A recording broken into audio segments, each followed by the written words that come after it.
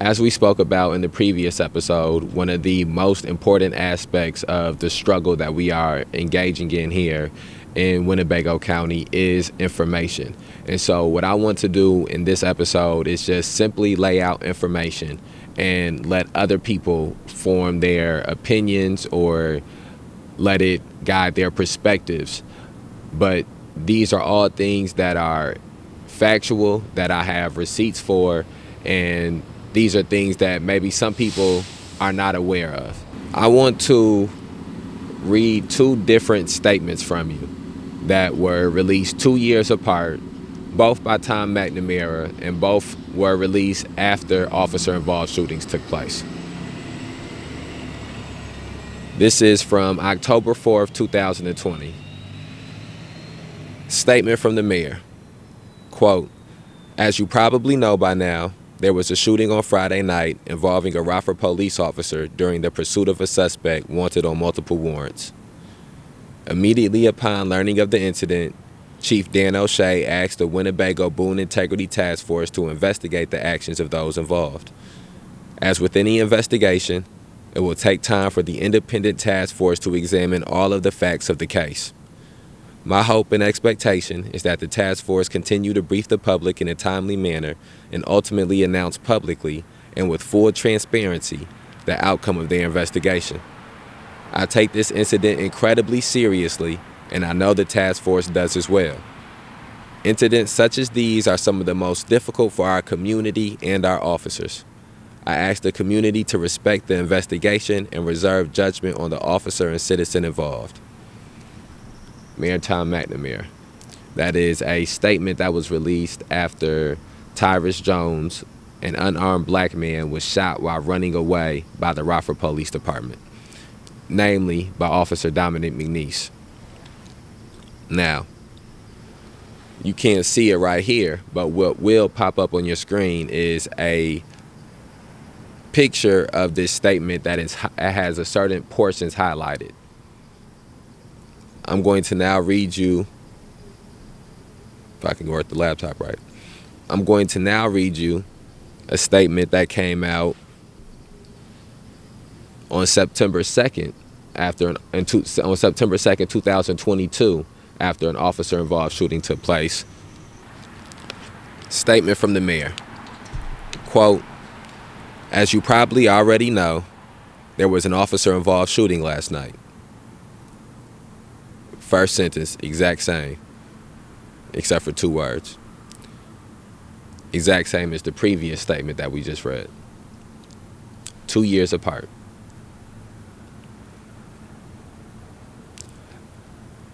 Immediately upon learning of the incident, Chief Carla Redd asked the Winnebago Boone Integrity Task Force to investigate the actions of those involved.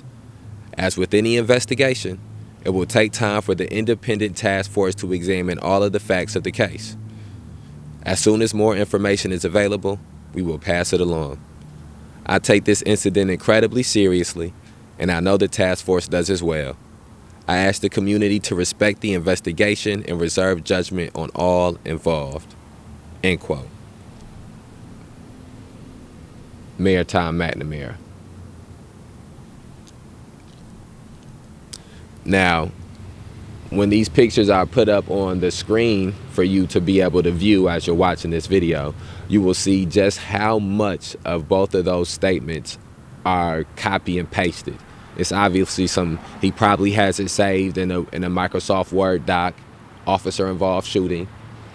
He just takes out one name or one little piece of information here or there and replaces it. And one of the things that's very important to keep into consideration about how peculiar it is for this man to use basically the same copy and paste statement both times, is that these incidents cannot be further apart from each other. The first incident that I read was Tyrus Jones, an unarmed black man who was shot while running away by the Rockford Police Department, Officer Dominic McNeese. The second one is a man named Peter Yeager, who was having a mental health crisis, a middle-aged white man in his home having a mental health crisis. The police officers came onto the scene before they could actually before this man could have a chance to have any help extended to him, he was shot and killed. He had a gun in his hand. He had said on the phone that he would commit suicide by cop. And this was somebody who needed someone to give him some type of mental health help, who needed some type of assistance. And he was shot and killed. And so just the fact that these situations are so drastically different, someone who is conscious, someone who is empathetic, someone who is understanding, someone who actually represents the people would take the time to speak about the root causes that lie in both of these shootings. And the root cause in one of these shootings, the Tyrus Jones shooting, is the devaluation of black life in this city specifically. It is the warrior mentality of police officers in this city specifically. It is the mind state that would lead a police officer to imagine a gun in a black man's hand even though one's not there. And then in the second shooting, it's about the issue of mental health that is unaddressed in this city specifically. It is about the way in which police officers in this city specifically deal with people that are having mental health crises. But you see, he doesn't take any time to expound upon any of the root causes, which is can only be because of two reasons. It is either A, he is ignorant of the root causes, and so he cannot articulate and communicate those things, or B, he is complicit in the perpetuation of those root causes because he has found a way to profit off of those things. I would like to read another statement from Tom McNamara to you. This statement was released on August 2nd, 2020. It came out right after arrests were made, both on August 1st, 2020 at a protest in Rockford, Illinois, and on July 31st, 2020 at a protest in Rockford, Illinois. Before I read this statement, I would like to say to you that not a single person has been convicted of any of the charges stemming from July 31st, 2020 or August 1st, 2020. There have been a small percentage of people who have taken plea deals. The majority of people have had their charges dropped from July 31st and August 1st. And myself, I have went to trial from my arrest, which took place on July 31st. And after the state put forward its case, my public defender put in a motion of a directed verdict, motion for a directed verdict. The motion for a directed verdict was granted, and it was ruled that I didn't obstruct justice and I shouldn't have been arrested. I never did anything illegal. So let's read this. Tom McNamara for mayor, August 2nd, 2020.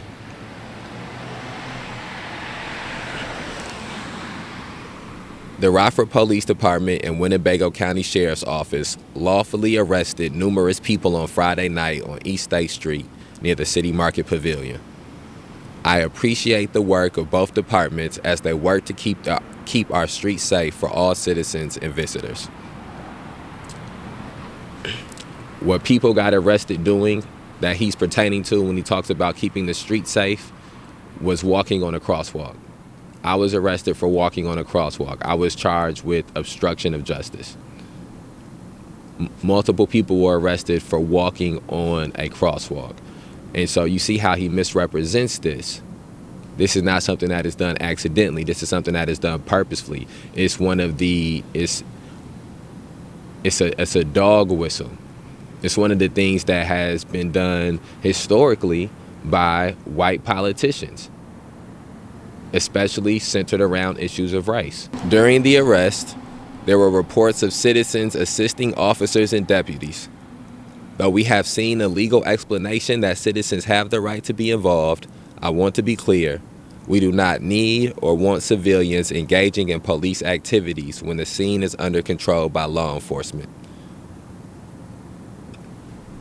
Now, I want to respond to this. The citizen that he's speaking about is an off-duty officer's son. What's these damn cops' names? I put their pictures up and I put their names on the video. But it's an off-duty officer's son for an off-duty officer's son that works for Winnebago County Sheriff deputies. Him and his father, both in plain clothes, assaulted and battered a black woman. He knew that this happened. He had seen the video of this happening. The video was all over the internet. And you see how he does not speak about what these white men did to this black woman, but he does take the time to say that he doesn't want people who are not police officers to make arrests, because that's an easy thing to say. But he doesn't talk about what they actually did to this black woman. And this is the same man who takes pictures with black women in front of their new stores or their new food trucks or their new businesses. The same man who talks about all the different things he's doing for women and is proud of Carla Red being the first black woman police officer. But you see, when it comes to issues of marginalized black women, of vulnerable black women, he doesn't speak about those things. When it manifests itself, when it's a theoretical thing, when it's something that can be done for PR, of course he's front and center. But you seen right here that he bypassed what happened to this black woman. Let me keep reading the statement. I'm extremely concerned by a Facebook post by State Rep and Rockford police officer John Cabello that was worded at worst to incite violence and at best not promote peace. We must expect high levels of professionalism and performance from those who serve and represent us, and his post was incendiary and not befitting of a public servant. You should know that in his condemning of John Cabello, that John Cabello is a staunch Republican. Tom McNamara is a staunch Democrat.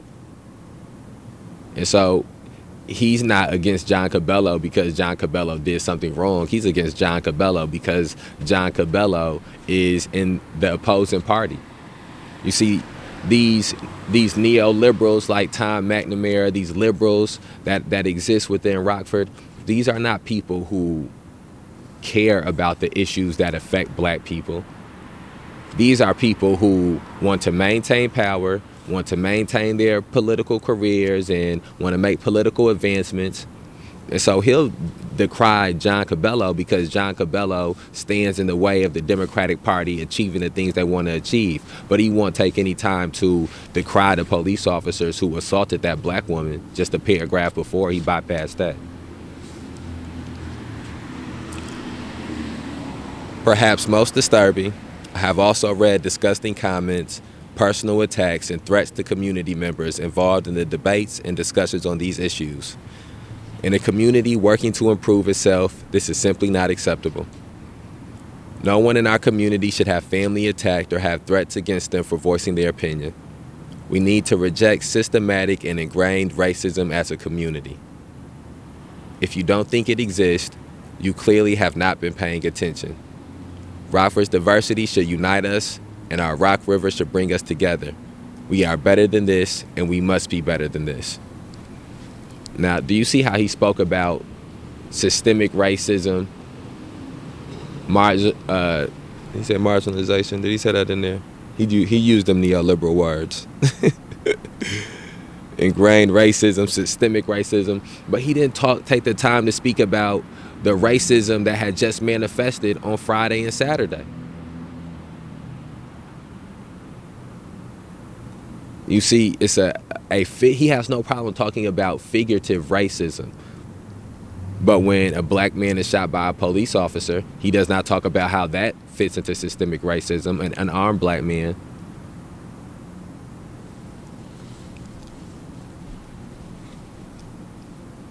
These are difficult days.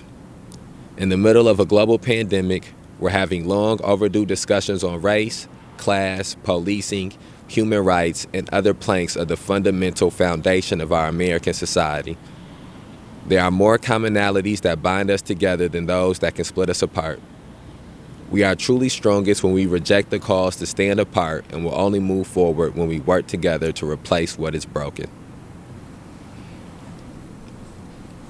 And again, it should be pointed out that people on this weekend, multiple people were beat by police officers, pepper sprayed by police officers, falsely arrested by police officers, all while protesting against police terrorism, mass incarceration, and racial injustice. He does not take the time to speak about any of those events happening because he doesn't want to upset his political allies. And so he'll talk about it in a general way. He's talking about it like he's the president of the country or something. And these things are just happening in so many places, and he can't isolate or pinpoint one thing down. There were specific incidents that took place in Rockford, Illinois, that he chose to ignore. Again, it's either A, because he does not have the competency to be able to articulate and communicate about those things, or B, it's purposefully done because he's found ways to profit off the perpetuation of those things. Tom McNamara, being the mayor of Rockford, Illinois, being a former city councilman of the Rockford City Council, is a important and reoccurring figure in the history of Rockford, Illinois. And as such, he will be a important and reoccurring figure in the conversations that we have about police terrorism, mass incarceration, and racial injustice in the Rockford, Illinois area. So even though we're about to wrap this episode up, it doesn't mean that this is not a topic we won't revisit again in different forms and fashions. In closing, I want to read two statements from Tom McNamara that are also about officer-involved shootings that happened in cities outside of Rockford, Illinois. And I'm curious to know what other people's opinions are about why they are so drastically different than some of the incidents that have happened here.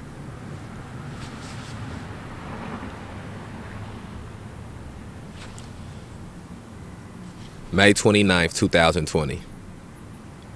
Tom McNamara.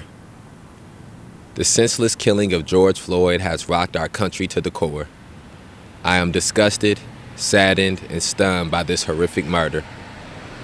There must be swift and severe punishment for the man who took George Floyd's life. Mr. Floyd's murder highlights the challenges we face in combating systemic racism in this country. We must take a critical look inward at how we treat others. We must celebrate and embrace our differences instead of seeing them as threats to our own existence. And we must break this generational cycle of racism and bigotry that continues to weaken our great country. Silence in the face of racism is complicity. Inaction in the face of injustice is collusion. We can do better. We must do better.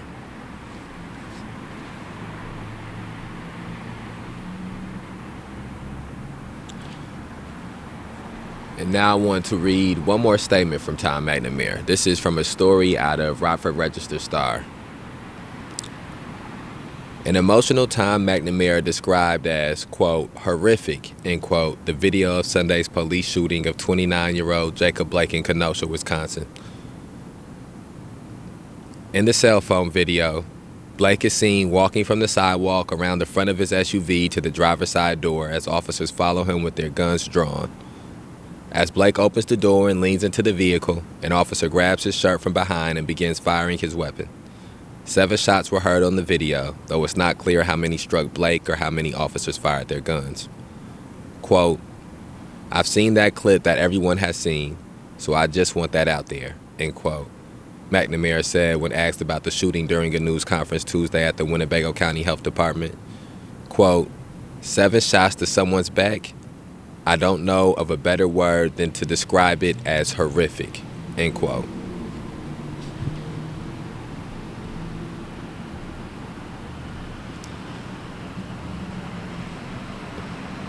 Quote, I'm not an expert on this case, but to my knowledge, there were 3 children in the car. My heart goes out to them and to the entire family, end quote, McNamara said. Quote, that one hit me hard and was, I think and I hope, difficult for everyone to watch because that's not how things should take place in my opinion. Understand, I'm not an expert, but I don't know if you need to be to watch that, end quote.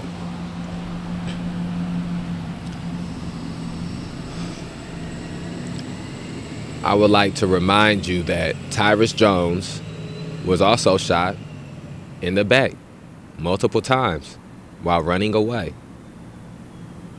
I would like to also remind you that in that video, it was known immediately that Jacob Blake had a knife or was in the process of getting a knife, and I say that not because that has any type of swaying of my perspective of it, but I say that to say that that shows you that he wasn't concerned about whether or not Jacob Blake had a weapon when he said that him being shot in the back was horrific.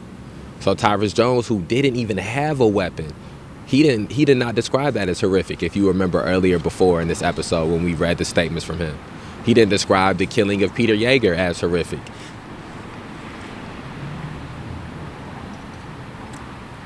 And so again, you have to begin to wonder why these things are handled in the way that they are handled, why these statements are such drastically different. How come that both the statements about the Rockford shootings look like copy and paste statements, and the statements about the shootings out of town look like something that somebody took time to write and were different? Or I should say these statements, because the George Floyd statement was from Twitter. The other one was something that he said at a news conference. But he also put out a video after Jacob Blake was shot. There was no video put out after Tyrus Jones or Jose Gonzalez Jr. was shot, or after Denzel Duvant was beat, or after Peter Yeager, Bradley Tompkins, and now Trey Bowman have been shot. No video came out. There's no talking about it being horrific. There's no sympathy putting out to the families. I watched this man barely look into the eyes of the mother of Tyrus Jones when he spoke to her. Give no real answers, give no real empathy, no real understanding. I seen it with my own eyes.